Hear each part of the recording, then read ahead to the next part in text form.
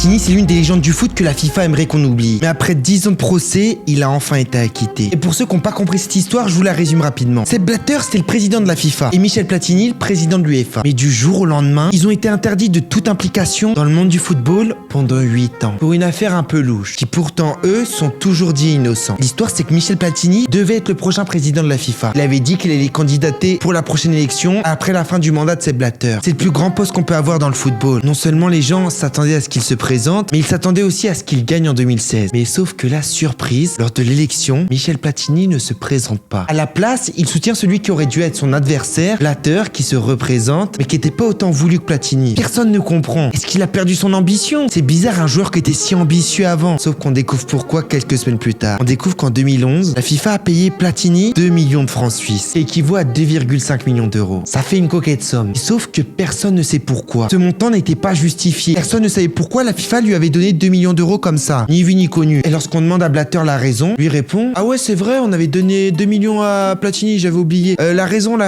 attendez que je réfléchisse. Ah oui, c'était parce que c'était mon conseiller. Il m'avait conseillé entre 98 et 2002, mais j'avais pas l'argent pour le payer. Donc je l'ai payé d'un coup. Mais pas à nous, Blatter. Pas à nous. Évidemment, malgré cette justification, ce paiement brusque soulevait des questions sur sa légitimité et son timing. Tout le monde se doutait que c'était de la corruption, tout ça. Même Platini, il n'arrivait pas à se défendre. Parce que quand on lui demandait pourquoi il avait reçu 2 millions d'euros, il disait ouais, je suis d'accord avec Blatter, c'est pour ça qu'il m'a payé 2 millions d'euros. Je les ai conseillés. Mais des bons conseils, qui valent cher. En décembre 2015, la commission d'éthique de la FIFA suspend Blatter et Platini de toute activité liée au football pour une durée de 8 ans, estimant que le paiement manquait de base légale et surtout était un gros conflit d'intérêts. Évidemment, les deux plus gros poisson banni, cela ouvre la porte à un certain Infantino, qui était le secrétaire général de Platini. Avec les deux parties exclues, il se présente évidemment à l'élection et il gagne. Pendant que Platini et Blatter traversent 10 ans de bataille judiciaire pour corruption, lui dirige la FIFA. Finalement, ils ont été innocentés le 25 mars 2025 et après ça, Platini a dit: je sais que pour mes ennemis, c'est le temps qu'ils voulaient. Ils m'ont tenu à l'écart pendant 10 ans. I am back.